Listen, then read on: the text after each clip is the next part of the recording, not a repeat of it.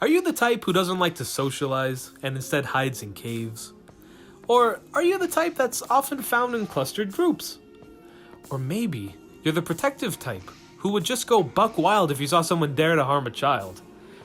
That said, if you're any type of person, you'll want to keep watching.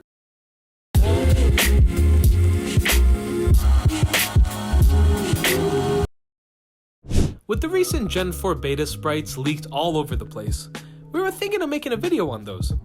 I came across this post on Instagram showing a few of the really goofy ones, like this beta Arceus that looks like someone went crazy on a pixel art editor and gave a sock spaghetti-o eyes, or this mossy porcupine. Sure, a video could be made on these sprites, but their origin, albeit not completely clear, is pretty simple. It goes about how you would expect. Some rando on 4chan posts on VP, 4chan's Pokemon-related image board. Hello, check out these silly sprites. What's interesting is that this was back in December 2019, and I only stumbled across this Instagram post the other day. I don't know, man. I know my phone's pretty old, but I'd have expected to be kept in the loop on this sort of thing, considering it's been 3 years. But what can I say? Anyway, the Gen 4 sprite leaks spread like wildfire, and there's some really goofy looking ones. One-horned Charizard? Disgusting! Floppy-eared Pikachu though? I'm ready to forfeit all my mortal possessions too. The same goes for floppy-eared Raichu. And there's a lot of interesting gender differences as well.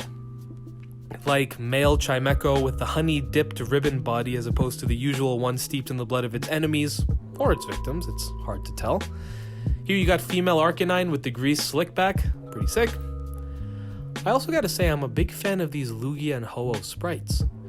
I can't really put my finger on it, but they just look more childish, kinda stubbier, and like closer adaptations to their sprites in Gen 3 and even 2. But anyway, that's not why I'm here today. I'm gonna talk about Gen 1 beta sprites. That's right, we're going back to the beginning. I'm gonna tell the story behind a bit of a controversy regarding one of the biggest data mine sprite leaks in the Gen 1 scene 4 years back. And yes, after my story, we can look at some of the epic and cute sprites. So how about we get down to business?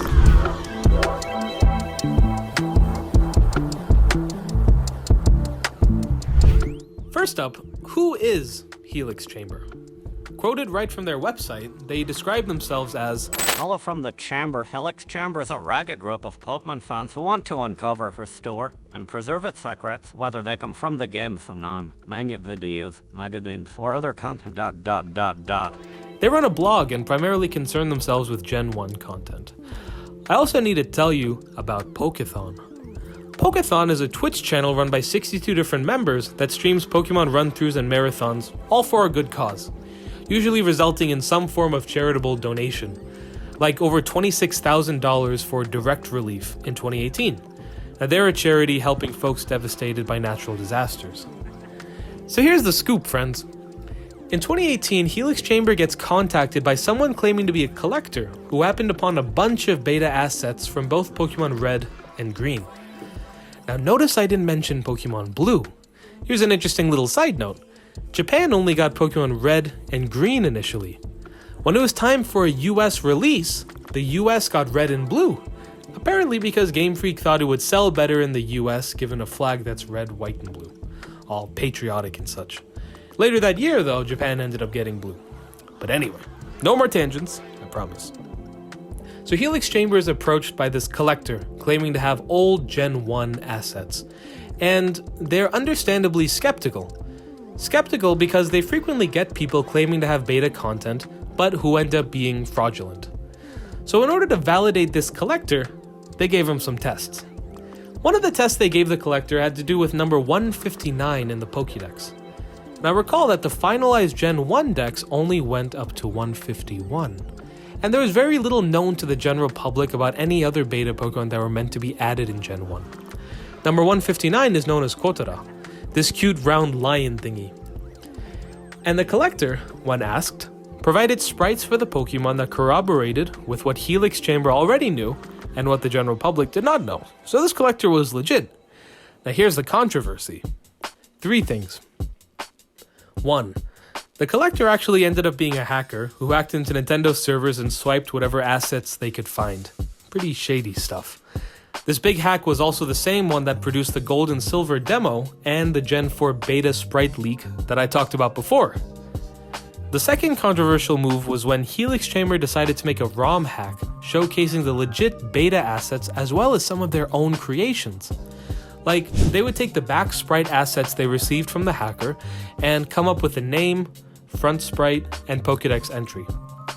The problem was that the line was pretty blurry between what was legit and what was created by the fans at Helix Chamber. The third nail in the coffin: after making this ROM hack, Helix Chamber collabed with Pokéthon and started promoting a special marathon stream. They advertised the stream as a full playthrough of the Space World 1997 demo of Gold and Silver. In reality, here's what ended up happening. First, a marathon of Pokemon Platinum on the same channel that was taking longer than expected was getting excited viewers upset while waiting in anticipation. Then, when it was finally time for this long-awaited playthrough, they started playing the Gen 1 ROM hack from before, and not what they had promised. Instead of coming clean about what was being played on their channel, Pokéthon instead said it was a leaked prototype of Pokemon Green. It clearly wasn't, and many fans pointed out that it was clearly a ROM hack, during which time they were banned from chat. A 1984 moment right there. What's even more sketchy is that Pokéthon started taking donations in exchange for giving viewers the chance to read the Helix Chamber fan-made Pokédex entries. They were presenting this content as being unreleased and made by Game Freak, when in reality, that was not the case. Though this definitely looks like fraud, nothing ever became of it legally because no one really bothered making a big stink of it. The proceeds from the stream went to charity and each individual donation was pretty small, around $5 on average. During the stream, folks started tweeting at Helix Chamber for some clarity on the situation, and they responded after the stream with this explanation. Essentially, they were under the impression that turning some newly found Gen 1 assets into a ROM hack would be fun and lit, and also epic. But it definitely didn't turn out to be fun and lit and epic, given that it was advertised and streamed as something else, and it wasn't totally clear in the ROM hack itself what new stuff was made by Game Freak and what was made by Helix Chamber themselves. They also didn't do a great job of clearing this up in their following blog post, which still confused readers as to what was legitimate Game Freak stuff and what was fan-made. Given the overall pretty angry response from folks on their blog and other forums, Helix Chamber ended up deleting the fan-made content from their blog, leaving just the legit stuff. What I will say is at least Helix Chamber isn't pulling too much of a fast one on their fans. They didn't pull any ads or a Patreon, so they didn't benefit monetarily from hoodwinking the fellas. So here's the deal. Back sprites, concept art, trainer data, and beta maps are all legit. Helix Chamber ended up making up front sprites, some Pokédex entries, and some names. Unfortunately, their reputation took a big hit, and the same could be said for Pokéthon, who sort of used that ban hammer with reckless abandon. Regardless, there's really no legit bad people here. Helix just did what they thought would be lit, epic, fun, and otherwise informative for the Pokemon community. Their execution was just a bit off. And Pokéthon still donates their proceeds to charity. And one of their members who led the stream, Racy, actually has a whole list of invaluable contributions to the Pokemon community. I mean, her artwork is incredible, like this art of Kotora and Raitora, whom we spoke about before. It just ain't fair to hate on someone who does so much good work. Alright, you want to see some of these cool sprites? Take a look at Balloonda, looking like an inflated Kirby who swallowed some twine but couldn't completely pass it through her system. Or how about Deer, the evolution of Marowak, so I guess the grandparents of Cubone, considering the skull on this sprite is pretty different to the one that Cubone dons. Here's Elephant, kind of speaks for itself. How about Cactus, which looks like those pokey thingies from the Desert Mario levels. Or how about Jag, a literal shark. Baby Zubat, with a tiny head and some pretty sick wings. Here's a pre-evolution of Vulpix with a little tuft of hair. You gotta love it. This one here is supposed to be a pre-evolution of Meowth, just kind of a smaller Meowth. Pre-Ponyta is a smaller Ponyta, pre-Blastoise, a tiny Blastoise. And here, the piece de resistance. Here's the gorgeous, full Kotora line. I really wish this became a thing in later Pokemon games. It's just so cute. I mean, look, Ball Tiger. And with that, we out. See ya!